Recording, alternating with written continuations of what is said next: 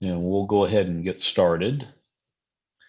So the first thing that I need to tell you is that I have some disclosures regarding this particular topic. First is that I'm on the board of directors for the American Osteopathic Board of Emergency Medicine. We certify osteopathic physicians in emergency medicine. In that role, I have also served as a representative to a coalition. It's called the Coalition Opposed to Medical Merit Badges, or the COMMB. And this is basically every emergency medicine organization that you can think of on the physician side, that we basically all got together and have said, why do we have to do all of these things like BLS and ACLS and PALS and ATLS and all of these medical merit badge classes that are not designed for emergency medicine? They're designed for people that dabble in emergency medicine, for lack of a better description. They're for the family practice doctor that moonlights in an ER on the weekends, or they're for the general surgeon that has retired from a surgical practice and is now doing emergency medicine. It's to get them up to date, and so that they are more current than they would be otherwise. And we've actually had a lot of support for that. We've had, for instance, the Committee on Trauma from the College of Surgeons has actually said that that's enough. Has said that their platform has always said, for instance, that with regards to ATLS, Advanced Trauma Life Support, that a board certified emergency physician, other than working in a level 1 trauma center, has to have taken ATLS one time in their career. Once. And so many places want us to keep this current all the time. And I can tell you, the last time that I took the course, I sat there most of the time. And as you can see, I also do not hold current cards in all of these things. And that's because of that particular coalition that I don't hold these. And I also feel very strongly that if somebody is current with their board certification, that they should not be required to have those. Now, that's not mine to always say, but I'll just tell you that I come into this with that particular bias. So, references. All the images and materials come from one particular source, and this is the highlights of the changes. And this actually comes from the Heart Association. There's an online reference. You can download it. I do recommend that you go ahead and download that particular file. It's not a difficult read at all. There are some areas that really do not apply to pre-hospital, and we'll kind of briefly touch on those as we come along. But for the most part, it's very relevant. The algorithms are in there, and so I would recommend that you do go ahead and keep that. And right now, I don't believe that the new ACLS course materials are out, but they will be soon. And I would just remind you that the American Heart Association is a nonprofit organization, but that is a taxing designation. They bring in almost $1 billion every year. That's their budget. I also noticed today on a website called guidestar.org that there's a children's hospital near where I am that annually brings in over $1 billion and almost $2 billion a year. So just keep in mind that those are taxing designations only. So first off, we're going to start out with the adult, basic, and advanced life support. And these are just a quick summary of the changes, but the rationale for this is that they say in 2015, there were 350,000 EMS calls for cardiac arrest. And out of those, less than 40% had pre-arrival CPR, and less than 12% had AED use before the rescuers arrived. And the survival has actually plateaued since 2012. So just some brief key points. First off, they simplified the algorithms to the point where really for adult cardiac arrest, there's one. That's it. They also have a re-emphasis on pre-arrival care, and frankly, I think that's a good thing. If anybody has ever worked in a dispatch, you can understand if they're doing medical priority dispatch that they have pre-arrival instructions, and they can actually coach somebody through doing CPR that has never laid hands on a mannequin or anything before. If you have never gone into a dispatch that has medical priority dispatch, I would strongly urge you to go and take a look at what's going on. It's helpful for you. It's helpful for the dispatchers. So do avail yourselves of that. They also reaffirm the importance of epinephrine, and they're actually pushing it earlier in the arrest. Now, as you heard me talking about, I've been doing this now since the 80s. And back then, the very first thing that we did after we got an IV was to give them an amp of epinephrine. So they're basically coming back to that same sort of thing where they want us to give epinephrine very early in the arrest. So they also talk about use of feedback on CPR quality. If you have used, I believe it's the Phillips monitors, they actually have built into the defibrillation pads a module that monitors how hard you're pressing and how deep, and also the rate. So it will actually give you verbal feedback during the arrest: push harder, push faster. They are also emphasizing that we should be doing a continuous waveform capnography, not just a colorimetric, but a waveform capnography, and also blood pressures during the arrest to assess how effective we're being. Now, double sequential defibrillation, I finally, just like 2 weeks ago, did this for the first time ever. Didn't save them, but now they're telling us don't do it anymore. So, these things, the pendulum goes back and forth all the time on these. They also reemphasize that IV is a preferred route for drug administration, but they're saying that IO is all right. Now, I don't know how many of the services that you guys are affiliated with have actually come to the point, and I know a few of them have come to the point where they say on a cardiac arrest, don't even try for an IV, just go to the IO. That's the Well, way ours they're is. saying, yeah, and the Heart Association is saying, no, we need to get back to trying for an IV first. So, this may be something that you want to take back to your leadership.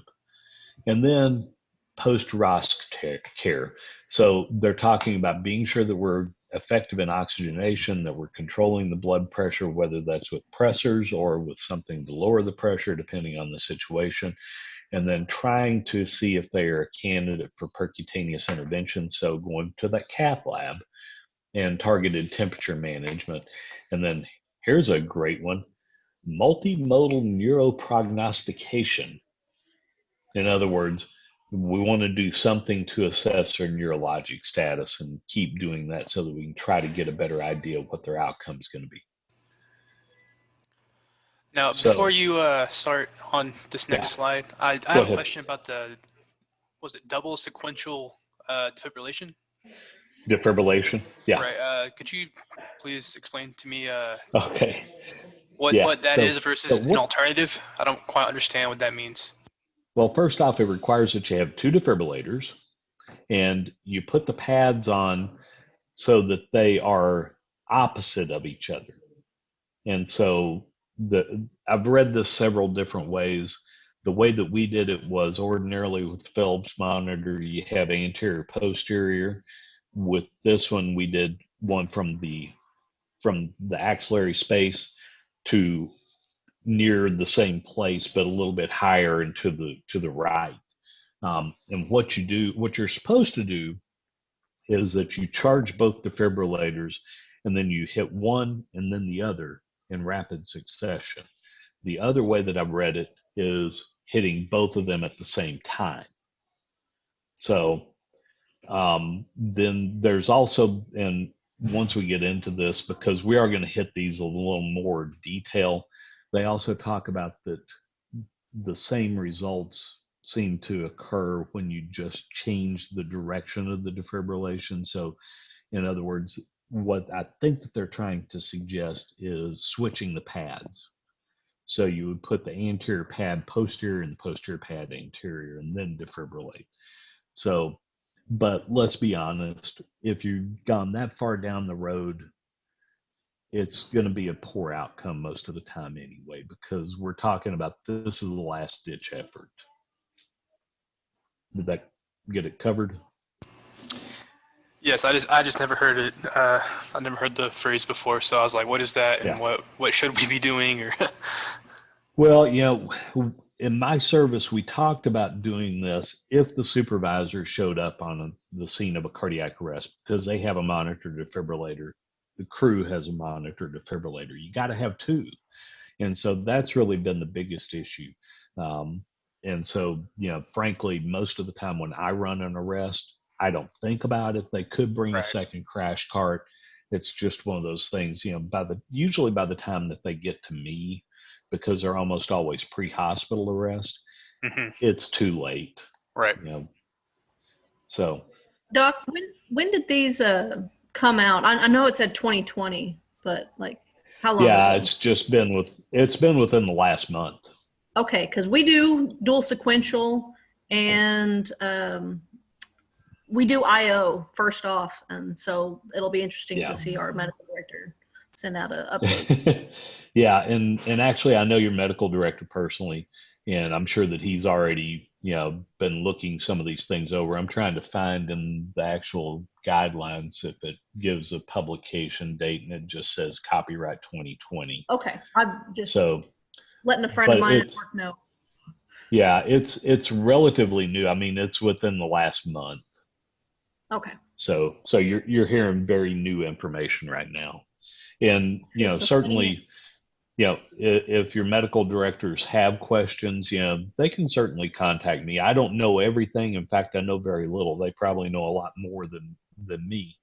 But if you have questions and you want to talk to them, and I would certainly take a copy of the PDF that I referenced and just say, okay, this is what he was going off of, and that way they can decide. Now, the other part of that is we don't all have to necessarily agree with all of the stuff. Mhm. So, I have another friend of mine who is a medical director, known him for a very long time. He was actually a physician when I was a paramedic. And he is, let's see, what's a nice way to put it? He's a little bit out there on some of his protocols. And so we'll just leave it at that.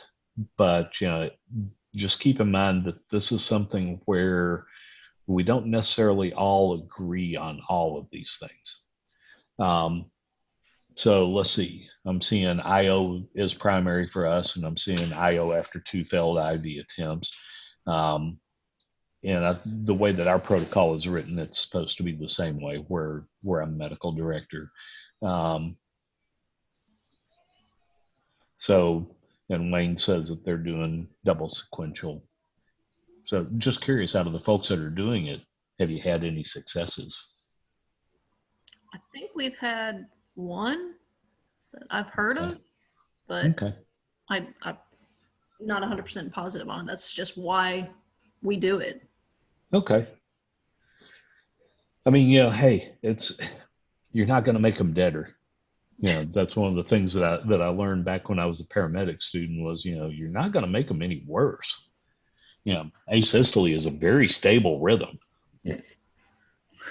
So, then the next part is they're pushing debriefing for lay rescuers, EMS providers, and hospital-based healthcare workers.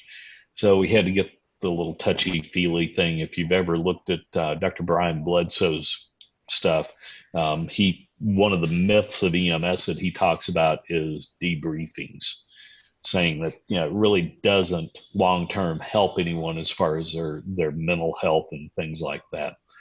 And then they also have a lot of focus, it looks to me, on maternal resuscitation. So, pregnant woman drops, and So we're coding this woman. And really their point is that it's preparation for an early perimortem C-section, and it's trying to save the infant. But the only way that you can save that infant is if you provide the best cardiac care to the mother before that perimortal C-section. So, and we'll come back to some of that. And also then they're talking about that they should have, after ROSC, that they should have some formal reassessment and support for their physical and neurologic needs. So this was an interesting quote, and there's a few of these in here. So this is really the biggest thing that we got to work on, is trying to get more people getting CPR before we get to the scene. And so here are the chains of survival. And they've added a sixth one, the recovery phase, because we got to be politically correct and hit everyone.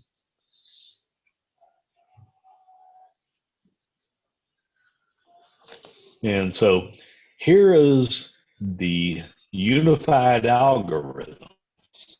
And if you notice, it branches quickly into, is it shockable or not? And so, shocking on the left, and they talk about those, and CPR for 2 minutes, and then making a decision again. And you see that on the PEA side, they do go ahead and have the H's and T's down at the very bottom right. So here's what the changes are, though. It's recommend that lay rescuers provide CPR for presumed arrest. So in other words, the last time they said, you don't necessarily have to check for a pulse if somebody's down and you think they're dead, start CPR. Well, this is actually even more, hey, if you're just kind of assuming that they've arrested, just go ahead and start CPR. You're not going to hurt them because the risk of harm is not as much as that of being pulseless. Then we also have administer epinephrine as soon as feasible. Okay. And they're also talking once again about use of the audiovisual feedback devices like we were talking about. I think that's probably Phillips money donated to the AHA pushing that particular one. And then they want us to, once again, use some physiologic parameters to tell if you're doing good. Yeah, I didn't used to do this, but the last hospital, or the hospital before the one that I'm at now, we made a point of always putting them on the monitor, including the blood pressure monitor and the pulse ox. And it's actually been very enlightening because you do get that feedback that, hey, you're actually generating a blood pressure with this. So if you don't already do that, I would definitely recommend that you do that. End-tidal CO2 has been a gold standard for a while, especially when you're looking to terminate. And then once again, the usefulness of double sequential has not been established. And it's reasonable for providers to first try for an IV. Now, this is, to my opinion, a new one, which is opioid-associated emergency for lay responders. So they're talking about giving Narcan and then providing compressions and those sort of things. And so I just kind of throw that out there because that's not what you're going to see on testing stuff. And frankly, if you're testing national registry within the next year to 2 years, you're probably not going to necessarily see these particular points, the new stuff on those exams, but you do still need to know that. Now, here is a one for us, okay? Are they breathing normally? If yes, then prevent deterioration. So basically, you're going to keep them breathing. If they're not breathing normally, then you're going to start doing ventilatory support and also giving them Narcan. And they talk about considering the AED, considering Narcan again, those sort of things. And once again, this really is kind of bread and butter. This is what the overdose protocol has been for years, even when I was a paramedic. So, this is not necessarily something new, other than it's a new protocol for AHA. So now we're going to touch on this one briefly because this is a post-cardiac arrest algorithm. This one, there's not really that much for pre-hospital to do, because at that point, our job is to get them to a place that has ICU care, that can do the appropriate things. And I think that there's a few interesting points. So now they talk about this multimodal rehabilitation assessment and treatment, and also the neurologic and those sort of things. And they point out that they have disabilities that extend beyond their admission, and that even if they have almost complete recovery, there are still going to be some things that need to be followed up on.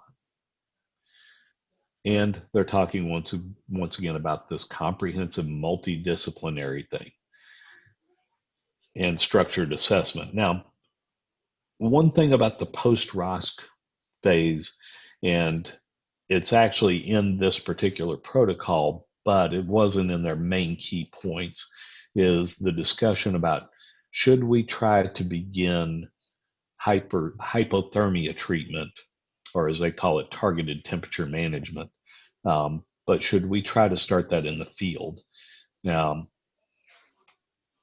it's one of those where I kind of thought about it in multiple different ways and thought, well, yeah, if it helps, we can certainly try to use iced saline and things like that to try to start to bring that temperature down.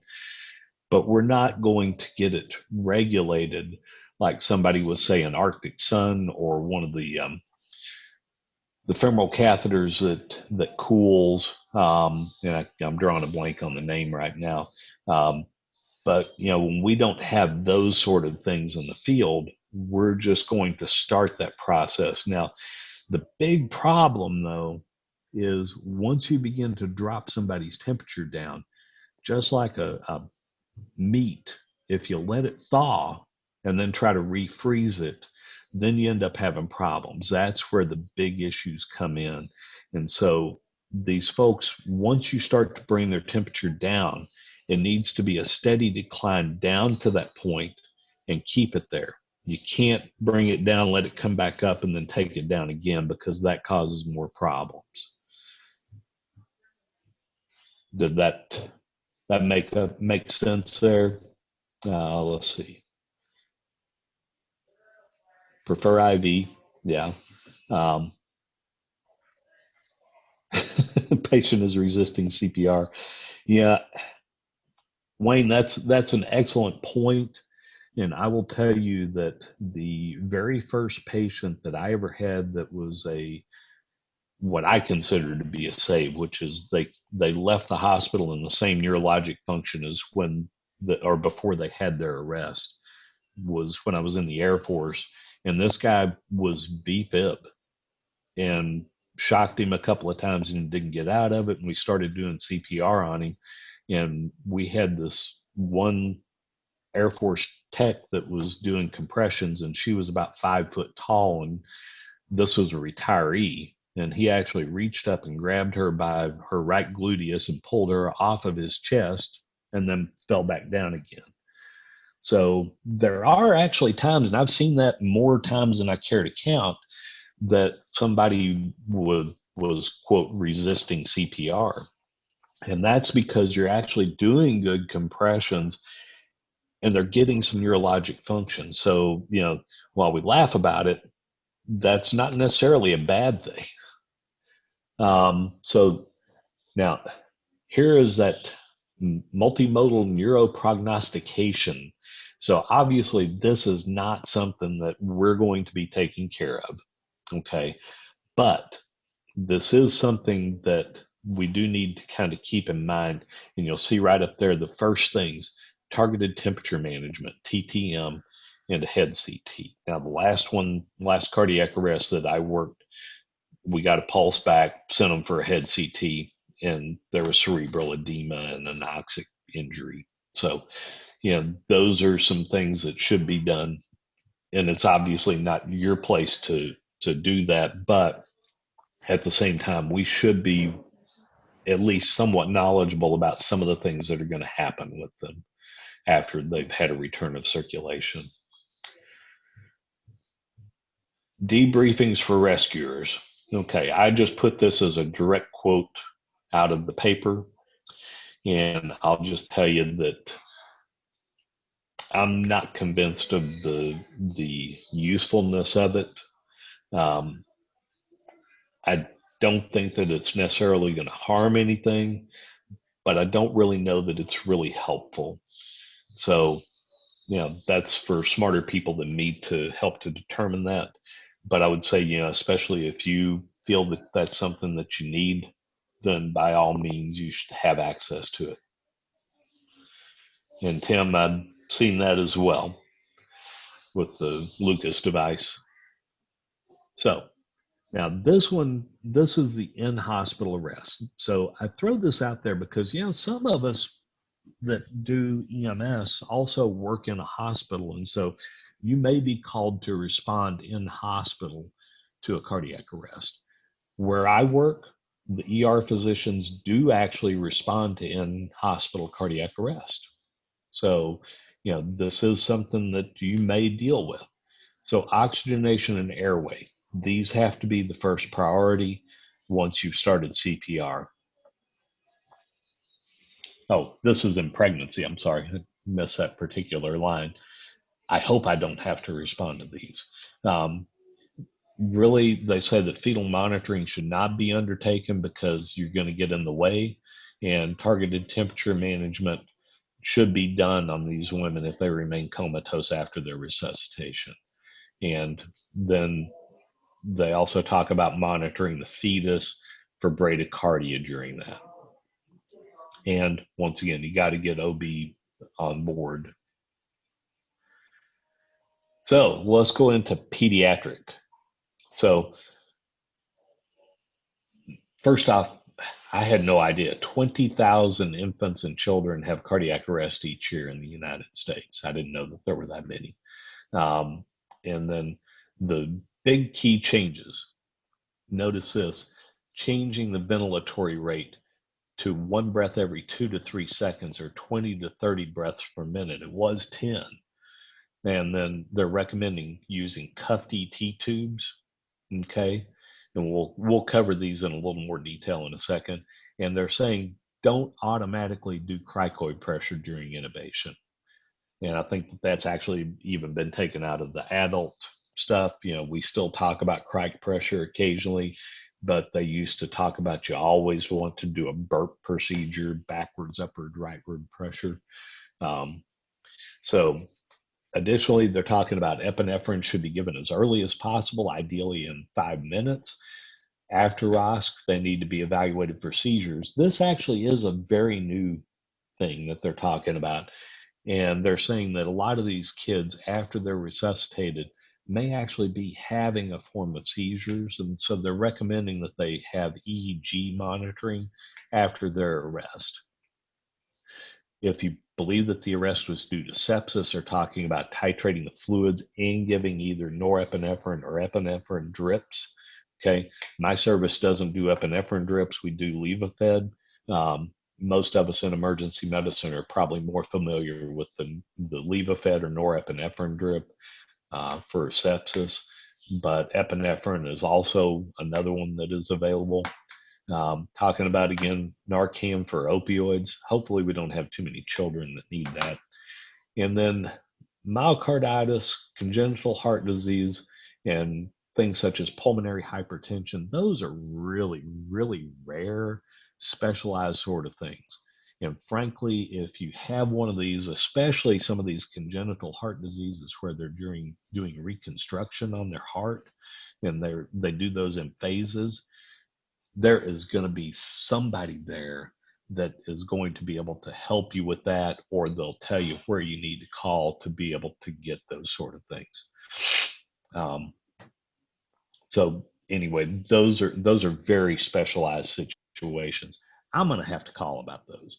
But one thing, especially with kids, that we probably need to keep in mind, and this would include all pediatric cardiac arrest, if there is a facility nearby that does pediatric ECMO, you probably want to at least consider, should I call that facility and see if they want me to go ahead and bring the kid anyway? So I just kind of throw that out there for you. So Hey, Doc, real quick, if once you got a second. again, Yeah. Yeah, go ahead. Is there any risk? This might be a stupid question, but is there any risk to going into giving some kind of benzo or something right after for if it is caused by a seizure? They're not saying to, and we'll come to that in a second. They're not saying unless there is some obvious seizure activity.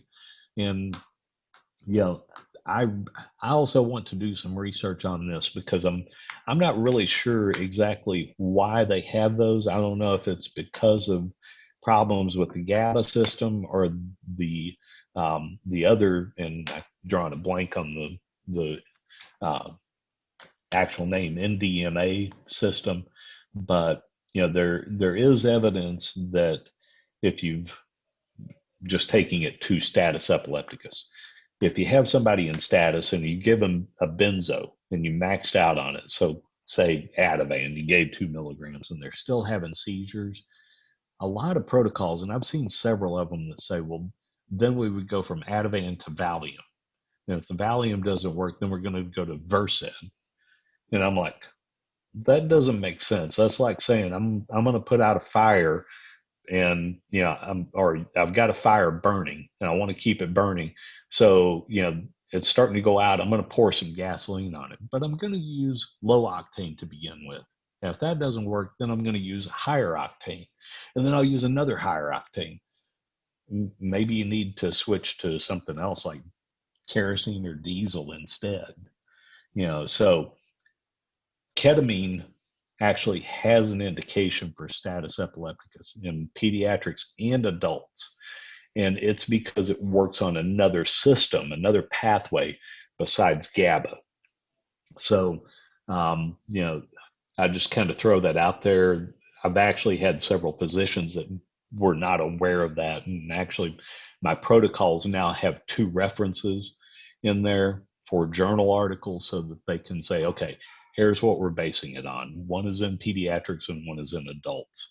So, but I don't believe that I would not want you to give a benzo immediately after an arrest because that also tends to drop the blood pressure. But that's just kind of my thoughts on it. But and they're not saying that we should automatically start that. Once again, we have the chains of survival. They've added the recovery in there as well.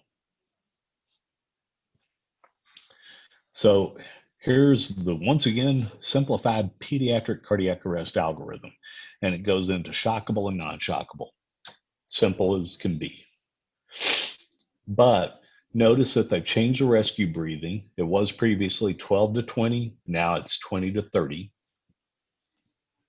And ventilation during CPR with an airway at the same rate. But this is very important. You got to not go over that because then you start interfering with the filling of the ventricles. So just keep in mind that you got to have space and time for that ventricle to refill between beats or between compressions. So just kind of throw that out there. They're talking about using cuffed endotracheal tubes, and they say please pay attention to the size of the tube, the position, and also the cuff pressure. Now, I've never seen an EMS agency that has what's called a manometer to measure the cuff pressure. I don't think that, I know that I'm not going to tell my service that they need to carry these things. I think that it's probably a waste of money. You know, probably the best way to do this is they call it cuff to seal. And so you'll see, if you ever see an anesthesiologist, they will actually put their ear right up next to the patient's mouth and they'll inflate the cuff until they no longer hear air leaking. And especially in pediatrics, that's probably the best way to do it until they get to a hospital. And previously they were saying cuffed and cuffed were unacceptable or acceptable. And they removed the crike pressure and epi within the first 5 minutes and treat any seizures after arrest, but they want you to know that they're actually seizing. And also, once again, rehab services for survivors. I think that's way beyond us. And if you believe that septic shock was the cause of their arrest, giving them fluid boluses is reasonable. And once again, talking about epinephrine or norepinephrine drips, okay, not boluses of epinephrine, but a drip of it to help to bring the pressure up, and that may sometimes help. And if it's not responsive, consider giving corticosteroids. That would be after you've got a pulse back, okay? If you believe that it's due to hemorrhagic causes, give them blood if it's available, but we're not going to have that in most services, and so saline or LR. So, bradycardia with a pulse algorithm. One of the things that you're going to notice in here is that they really, really want you to know that in kids, they usually have cardiac arrest due to hypoxia. So they want you to address hypoxia first and foremost above anything else. If they don't respond to that, that's when you're going to start talking about, should we do compressions, those sort of things. Pediatric tachycardia with a pulse. And in here, they're wanting you to start looking for, is it sinus? Is it not? Is it a reentry sort of thing? Is it some of those other possible bad sort of things that kids sometimes get? They're rare, but they happen. So, this is one of those that, frankly, if I get it, I'm going to be pulling out the protocol, because this is not something, in fact, all of them, we should not be trying to memorize these things for day in, day out use. For the test, yes. But if you're out there, and I remember hearing an ACEP president talking about use of checklist, and it was at a meeting in Washington, D.C., and he said, okay, this was residents that he was talking to. He said, how many of y'all flew here? Of course, most hands went up. And he said, do you think that the pilot used a checklist to land? And everyone said, yeah. And somebody raised their hand and said, he has to by law. He said, yeah, but he would do it anyway. And said, do you know why he would do it anyway? And everyone's just kind of quiet. And he goes, because he's on the plane too. He doesn't want to crash. So, we should put ourselves in the patient's place and say, I don't want to miss anything because it's the right thing to do. So pull out the protocols. There is nothing wrong with that. And if somebody thinks any less of you because you pull out the protocol or the algorithm while you're doing this, then they're the ones that have a problem. Tell them to call me. I'll be glad to talk to them. Okay. But that is a complicated protocol. That is a very complicated algorithm. You should not try to learn that. And then they actually have this nice pediatric post-cardiac arrest checklist. So once again, they're encouraging you to have this stuff available to use it. Neonatal life support. So this is immediately after birth that we're talking about. First off, they want you to anticipate and prepare for this, training on a regular basis as a team. Once again, how often do we do deliveries in the back of an ambulance? It just doesn't happen very often. I've delivered one, that's it, in the back of an ambulance. So, the other thing that they point out is most infants don't need to have the cord immediately clamped and cut. Okay, they also usually are in a phase where you're not sure if they're going to need resuscitation or not. So they're actually encouraging now that you need to have some skin to skin time with the mother. The biggest reason is because they just came out of an area that was 98.6. Now they're in this, especially in a hospital, they're in this cold room. And it used to be, you dry them off and warm them up and you put them under a warmer. Now they're wanting us to take these babies and put them immediately on the mother's chest, skin to skin.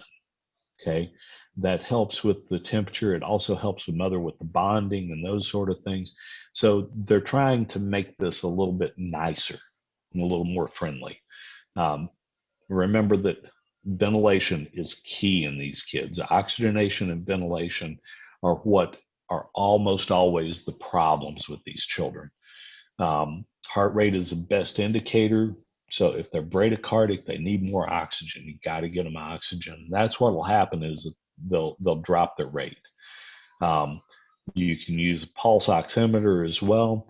Now, it used to be if there was meconium that came out in the amniotic fluid, automatically all of these kids, as soon as they came out, were taken over to the bed and trying to not stimulate them to breathe.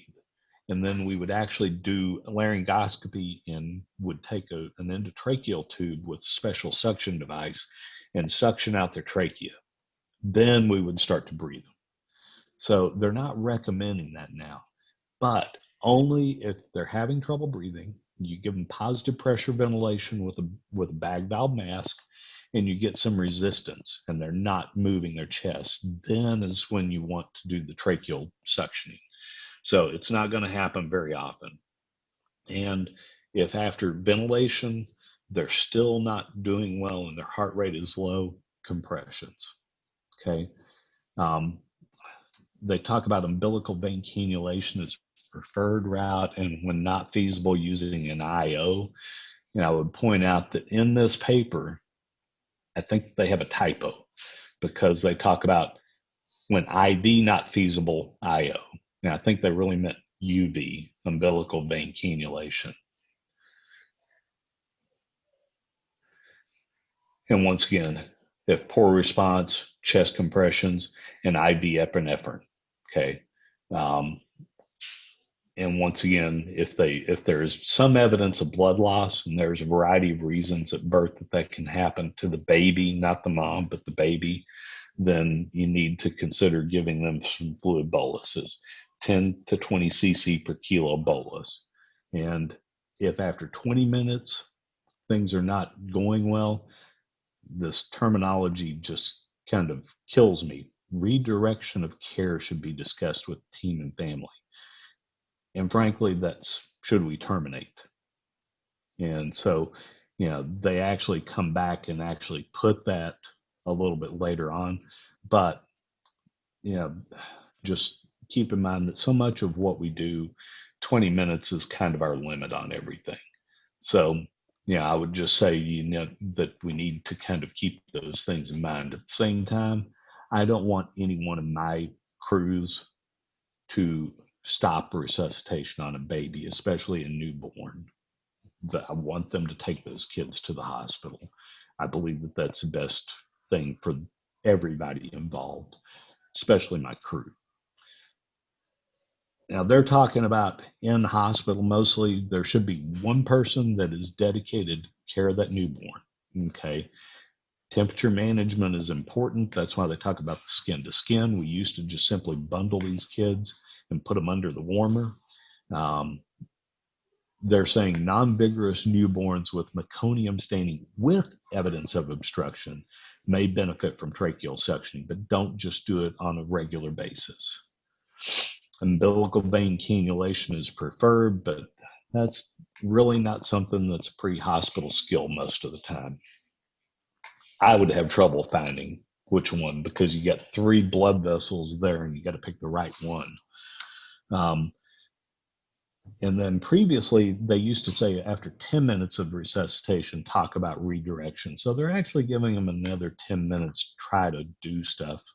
And they're also talking about that we need more frequent refreshers in neonatal resuscitation. So this last section that they have is resuscitation education science. We're not really going to get into that because that's really more on the instructor's course side. It's talking about how adults learn and things like that. And so it also tells you why the Heart Association wants everyone to recert even more often than they already do. There was some stuff in the neonatal resuscitation where they were talking about we recommend that people re-educate every 6 months on this. They didn't say go and take a neonatal resuscitation course, but they were talking about, that there probably needs to be some ongoing education in the neonatal units on a regular basis. But my opinion is that it's really that they want more people to take their courses. They realize there's now competition out there for some of these certifications. So what questions do you guys have at this point? That's the end of the slides,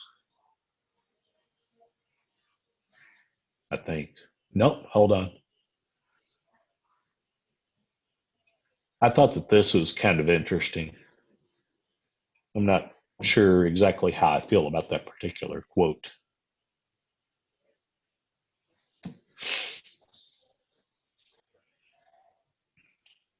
So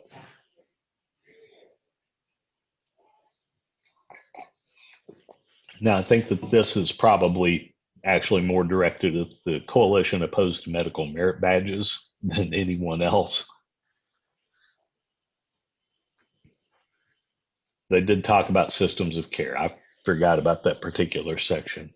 So first off, this is one of those things that I don't, to be honest with you, I don't think that it's going to show up necessarily on any of your examinations.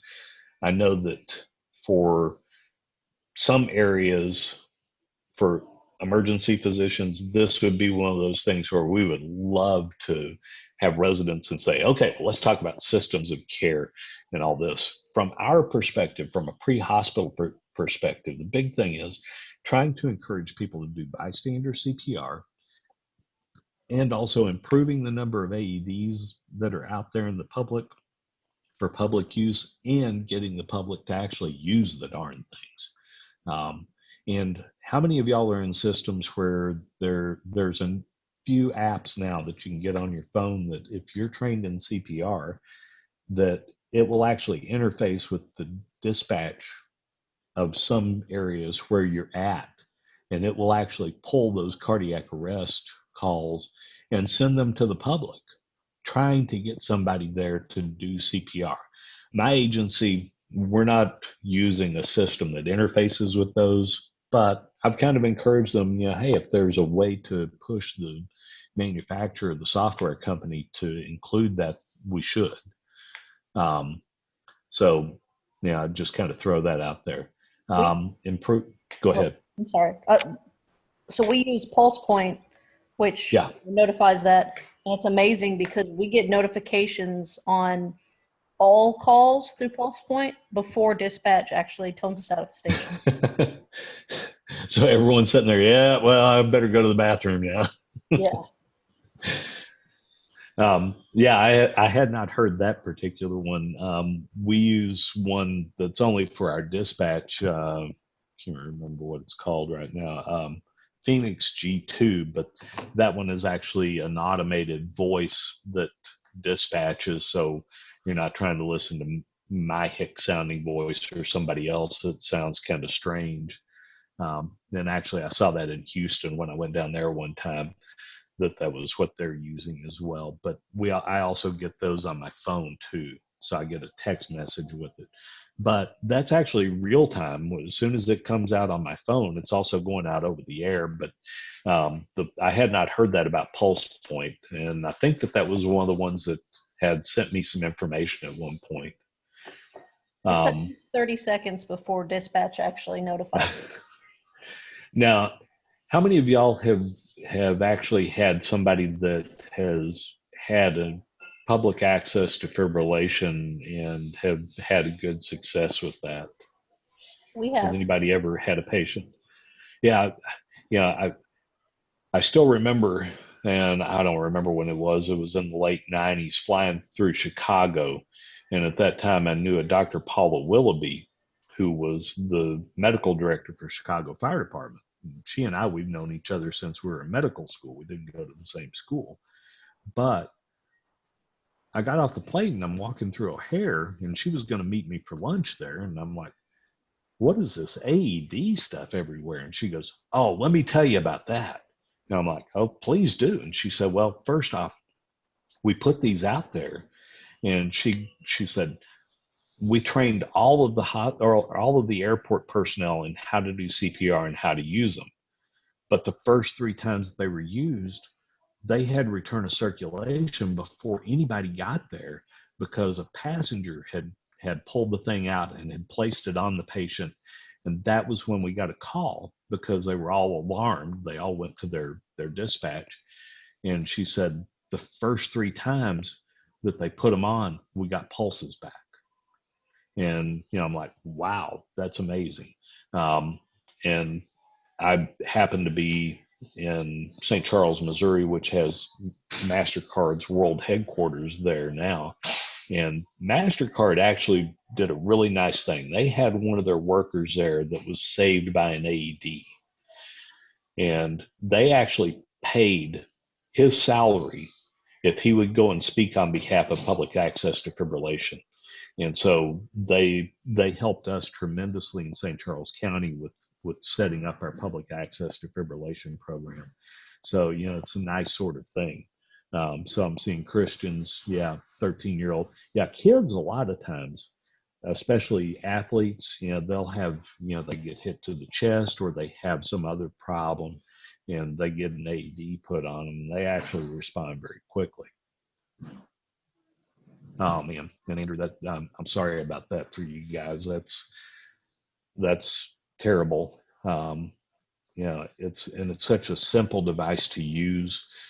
That same time in St. Charles County, that one that had been saved by one was telling us that that they had done a study where they put an AED into a classroom, elementary school classroom, and I forgot the exact age, and a mannequin, and said that within about 2 minutes, the students had figured out on their own how to open the thing up, how to put the pads on, and how to get it to analyze a rhythm. So I think that those are some amazing sort of things, and I just wish that we had more AEDs that were actually being used. They also talk about team feedback. The big thing is to be sure and give you guys information when there is a save so that you know that that's happened. And if there's things that can be done to improve that, rather than it being a defensive sort of thing, because I know our folks get defensive when somebody says, could you maybe try to do, from the hospital side. And so I would like for that to improve, but I don't really know exactly how the best way to do that is. And then they also talk about registries. So they talk about Get With the Guidelines, which is an in-hospital cardiac arrest registry. And then there's another one that is part of the Resuscitation Outcome Consortium, which is actually part of that is in Dallas. And then there is another one as well that's Heart Association. So obviously they're benefiting from that information.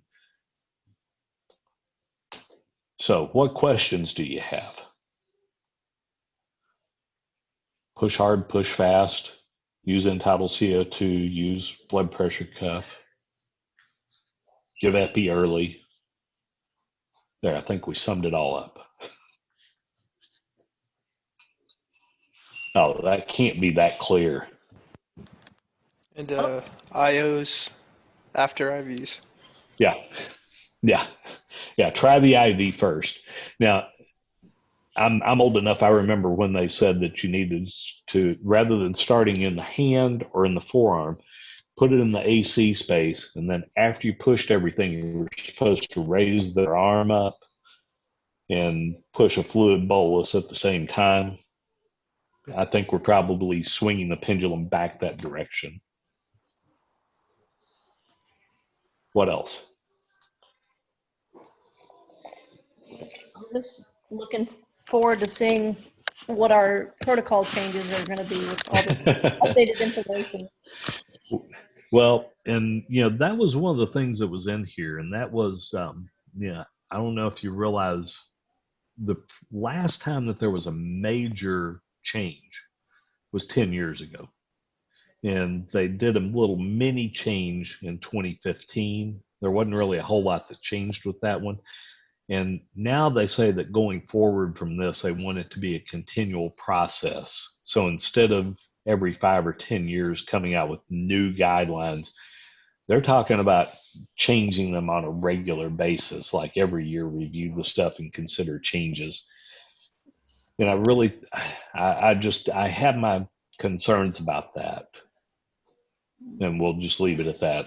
I'll just say, go back to that first slide where we're talking about my perspectives. Okay. The greatest thing I When do I brought think? is comb. Yeah. So, Wayne, that's an excellent question. I would say that,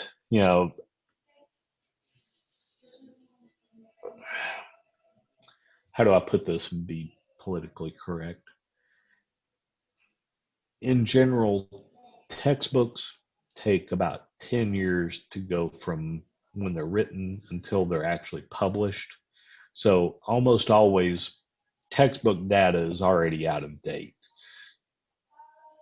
And that's just getting worse and worse because we now have doubling of the medical information on about a year basis. So in other words, that means all of the medical information that we know from history on forward doubles in a year. So we add that much more information in a year's time, and that doubling time is getting shorter and shorter all the time. At the same time, it takes about 10 years for, they call it knowledge translation, to occur. So this information here, let's just take the double sequential defibrillation. That really came out about 10 years ago. Now it's finally becoming somewhat where, I finally did the dang thing. And now they're saying, no, it doesn't work. So, you've got two factors there.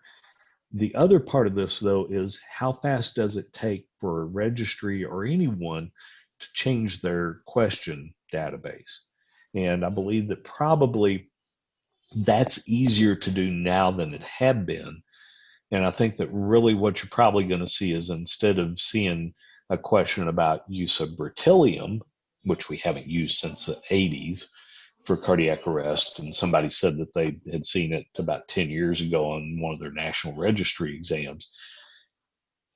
Instead of seeing questions like that, I believe that they're probably doing a better job at modifying their question database on an ongoing basis.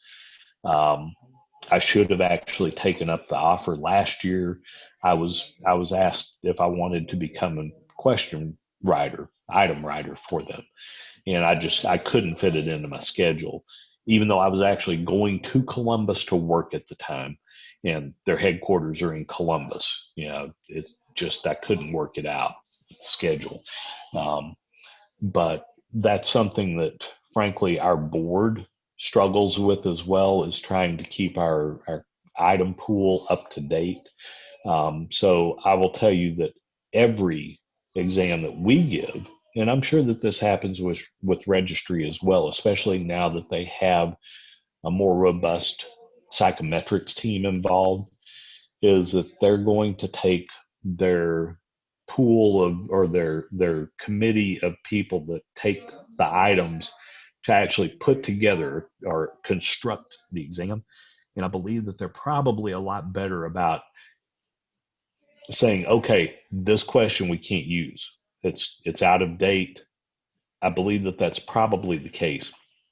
I would still say that you're probably looking at a year or two to get those sort of things, just because it takes that long from the time that you construct the exam to actually what's called publication, where they send it to whatever service and it gets published, but published being put into their computer system, until it's actually time for the next exam.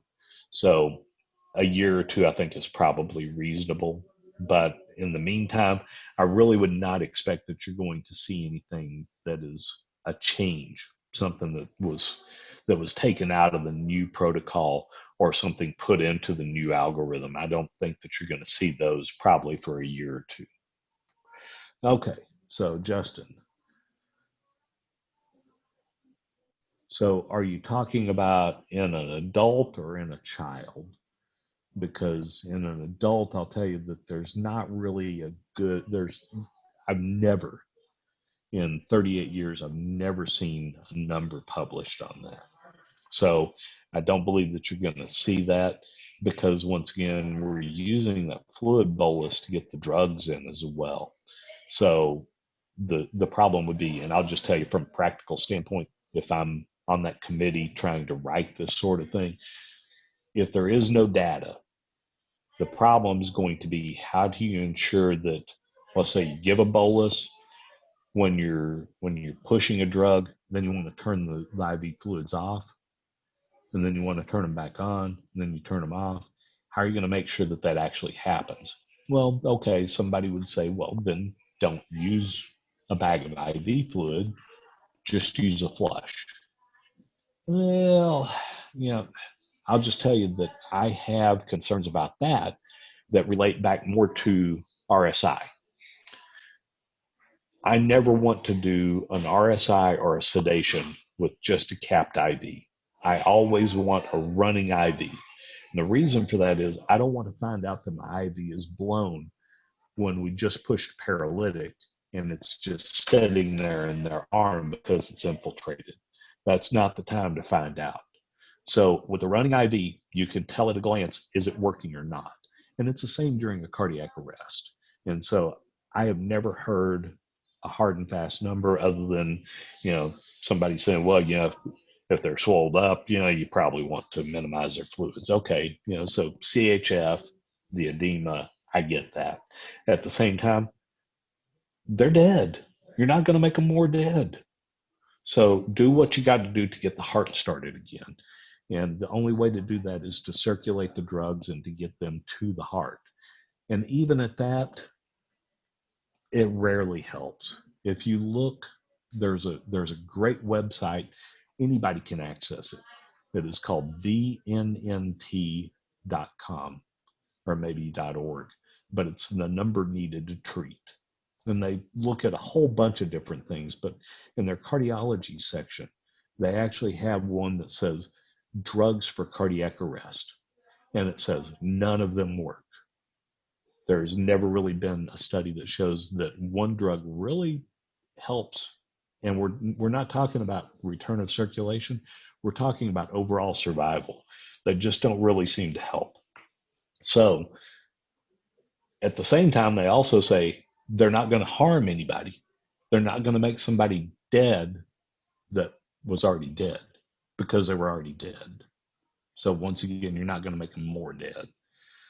So I don't know if that really answered your question. Short answer, no, there's no real number.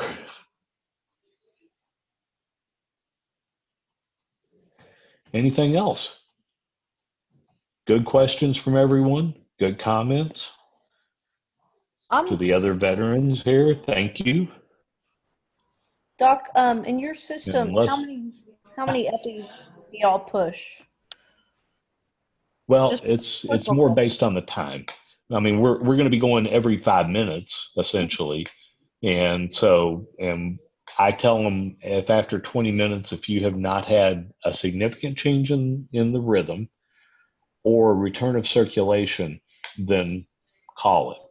So there's no number. Yeah. There's no max number. No. Okay. No. Once again, are you going to make them more dead? No. So, I would much rather err on the side of giving too much in those cases and be able to say, I know that you talk to Dr. So-and-so or somebody else that's in the healthcare system and they say that they max out at that. At the same time, we wanted to give your loved one every possible option, every possible chance. And the way to do that is by what we did. So I would rather err on that side. But, everyone's a little bit different in that respect.